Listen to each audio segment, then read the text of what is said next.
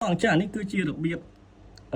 ក្នុងការ install app នៅក្នុងទូរស័ព្ទបន្ទាប់មកយើង connect ចូលមកកាន់វិទ្យុតាក់ទងនេះអញ្ចឹងសម្រាប់ដែលបងគាត់បានទិញវិទ្យុតាក់ទងនេះទៅយើងអាច scan direct ក៏បានប្រើតាមកុំព្យូទ័រក៏បានឥឡូវខ្ញុំប្រាប់ពីរបៀបក្នុងការ connect ពីទូរស័ព្ទមកវិទ្យុតាក់ទងនេះណាអញ្ចឹងដំបូងមកបងត្រូវការចូលទៅ Play Store សិនមកបើសម្រាប់ Android ណាហើយសម្រាប់ iOS បងចូលទៅ App Store ទៅហើយយើងវាយពាក្យថា Ola Radio នេះនៅពេលដែលយើងមាន Ola Radio ហើយយើង install វិញមកឥឡូវខ្ញុំអាច install ចោលសិនអញ្ចឹងយើង install ឡើងវិញមកឧទាហរណ៍ហើយនៅពេល install ហើយបងត្រូវការ register តាមរយៈ email បងអញ្ចឹង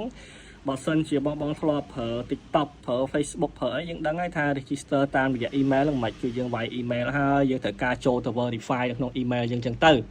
តាមបច្ចេកទេសរៀងខ្លួនណាហើយបើសិនជាអ៊ំចាស់មិនចេះទេឲ្យកូនធ្វើបានព្រោះអីក្មេងៗឥឡូវគាត់ឲ្យរឿងលេងហ្គេមហ្នឹងលេខ1អីអញ្ចឹងរឿង verify ហ្នឹងគឺគាត់ចេះហើយអញ្ចឹងខ្ញុំបាន register ហើយរួចរាល់ហើយ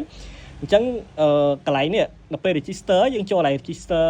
new user ហ្នឹងទៅហើយយើងដាក់ email យើងហើយដាក់ password មកហើយវា send verify code ទៅ email យើងហើយយើងចូល log ចូលទៅ email យើងដើម្បី verify ទៅគឺចប់នៅពេលដែលចប់ហើយយើងអាចវាយឈ្មោះហើយបន្ទាប់មកយើងដាក់ password ទៅយើង log in បន្ទាប់ពីយើងវាយ email ផនយើងហើយយើងដាក់ password ហើយយើង log in ចូលផ្លុចឃើញទេចូលហើយណានៅពេលដែលចូលអញ្ចឹងហើយជំហានបន្ទាប់យើងត្រូវការបើកម៉ាស៊ីន iCom យើងសិនអូខេនៅពេលដែលបើក iCom ហើយក៏អត់ទាន់ connect បានដែរបងឃើញអត់ទាន់មានសញ្ញា wireless មកទេបែរថា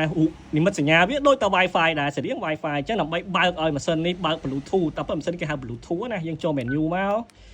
ហើយបងចូលទៅពាក្យថា wireless CPS ណាចុច menu ទៀតទៅហើយយើងយកពាក្យថា on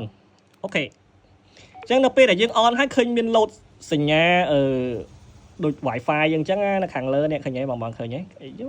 នេះឃើញទេមានសញ្ញាហ្នឹងអញ្ចឹងនៅពេលដែល load សញ្ញាហ្នឹងហើយជំហានបន្ទាប់យើងយកទូរស័ព្ទយើងមកហើយទូរស័ព្ទកុំភ្លេចបងទូរស័ព្ទយើងកុំភ្លេចបើក Bluetooth នេះ Bluetooth នេះអត់បើក Bluetooth ទេក៏ connect អត់ជាប់ដែរដោយសារអីការ connect ពីទូរស័ព្ទមក iCom នេះគឺតាមរយៈ Bluetooth អញ្ចឹងដល់ពេលយើងបើក Bluetooth ហើយបងចូលមក device ហើយបន្ទាប់មកយើងយកពាក្យថា add device យើងដាក់ទូរស័ព្ទក្បែរគ្នាមក allow មួយឆ្វោកឃើញទេគាត់ថា add ភ្លាមវា load មកភ្លាមវាដាក់ walkie talkie connect device ចុច connect មួយឆ្វាច់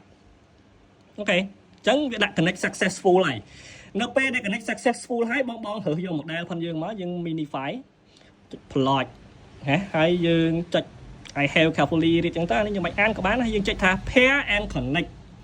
អញ្ចឹងនៅពេលដែលចុច pair and connect អុចអានេះវា load connect មកឃើញទេបងអញ្ចឹងនៅពេលដែល load connect ចឹងហើយយើងចុចនៅលើរូប icon ហ្នឹងមកយើងយកពាក្យថា read ឬក៏ write frequency អញ្ចឹងកន្លែងនេះវាចាប់ដើមធ្វើការ read ទិន្នន័យចេញពី icon នេះចូលមកក្នុងទូរស័ព្ទរបស់យើងណាចាប់ដើម read មកណាអញ្ចឹងសម្រាប់បងដៃថ្មីអីចង់លេងចង់កែឈ្មោះចង់ customize លេខចង់កែកូដកែអី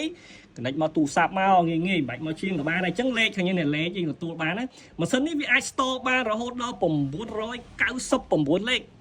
ច្រើនណាស់លោកអើយត្រើមិនអស់ទេជាទូទៅយើងប្រើតែ6 10លេខរលេខដាក់គ្មានផងអញ្ចឹងនៅពេលដែលយើងឃើញយ៉ាងហើយបងធ្វើទៀតទៅចង់បានអីឥឡូវយើងចង់កែលេខយើងចូលលើលេខនឹងមួយមកណាច្រឡំចង់កែលេខបងចុចលើពាក្យថា modify configuration ឃើញទេអញ្ចឹងវាមាន channel ឲ្យយើងហើយយើងចង់កែ channel ទីប៉ុន្មានឥឡូវខ្ញុំចង់កែ channel ទី1អញ្ចឹងខ្ញុំចុចលើ channel ទី1ហ្នឹងមកហើយយើងយក click here to note the channel អីចាសុំទោសចុច channel ទី1ហើយកន្លែងណាចេះចង់ភាំងនេះចុច channel ទី1ហើយចុចកន្លែងនេះអាត្រេ3នេះឃើញទេអញ្ចឹងយើងកែ channel ទី1យើង back ថយក្រោយបើយើងចង់កែ channel ទី2យើងចុចលើ channel ទី2ហើយយើងចុចពាក្យ modify ឬក៏ឧទាហរណ៍ថាយើងកែទី1ហើយចុចកែទី1ហើយយើងចង់ទៅមុខទៀតយើងចុច next យកតែម្ដងមកក៏បានដែរឃើញទេឡើងមក channel ទី2ទី3ទី4ហ្នឹងទៅឥឡូវយើង channel ទី1យើងចង់ដាក់ឈ្មោះគេកន្លែងនេះឈ្មោះឃើញទេអញ្ចឹងយើងចង់ដាក់ឈ្មោះគេតារាបុប្ផាសុខាស្រេចតែយើងចង់ដាក់អត់មែនដាក់ឈ្មោះតារាលេខអីយើងដូរទៅយើងចង់ដាក់លេខប៉ុន្មានលេខទៅស្រេចយើងព្រោះនេះយើងវាយតាមចិត្តហ្នឹងឃើញទេលេខឃើញទេអញ្ចឹងសម្រាប់ដែលបងធ្លាប់ប្រើជុតាក់តងតិចគាត់យល់ហើយថាលេខហ្នឹងវាយរបៀបម៉េចកូដវាយម៉េចឃើញទេវាយហើយបើយើងចង់ឡើងមក channel ទី2យើងចុចមកទី2មកបើយើងអត់ទេយើងបែកថយក្រោយអញ្ចឹង channel ទី1យើងផ្លាស់ប្ដូរហើយលេខ43300បន្ទាប់មកវាមាន function setting នៅក្នុងនេះយើងអាចកែបានច្រើនណានៅក្នុងនេះវាមានខ្យល់មាន watt មាន delay មាន voice អញ្ចឹងបើសិនជាម៉ាស៊ីនហ្នឹងបើកមកវាលឺសលេង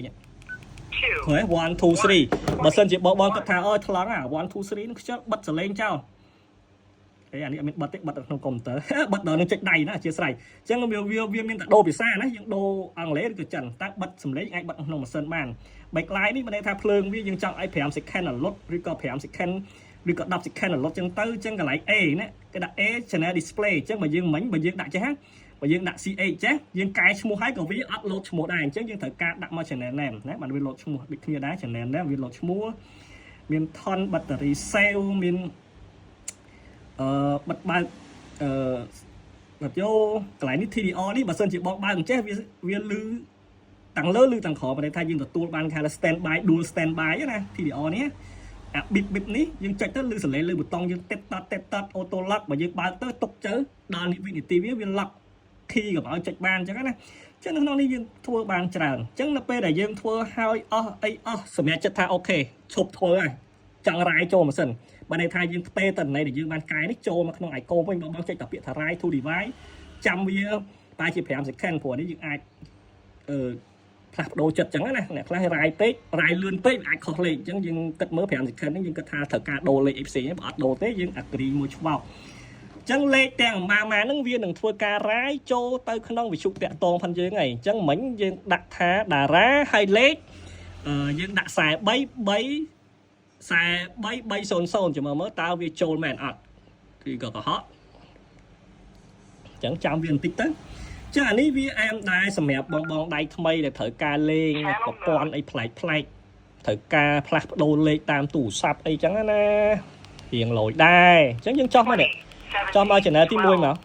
មិញយើងកែលេខ1ណាបងលេខ1ចូលមកឈ្មោះតារាផ្លុចឃើញទេអញ្ចឹងលេខវា43 300ហ្នឹងហើយព្រោះអីយើងកែឈ្មោះហើយអីយោឡើងលើវិញ01យើងវាយ0មកបាន001តារាចានេះយើងចោះមកក្រោមមក001ហើយយើងដាក់លេខ1ឃើញទេឈ្មោះតារាតែប៉ុណ្្នឹងរបៀបក្នុងការវាយលេខតាមទូរស័ព្ទហើយនឹងការ install app អញ្ចឹងបងធ្វើម៉េច install app ឲ្យបាន verify email ឲ្យបាន connect តាម icon បញ្ចូលបានហើយតែប៉ុណ្្នឹងទេបងងាយយកតែមែនតើ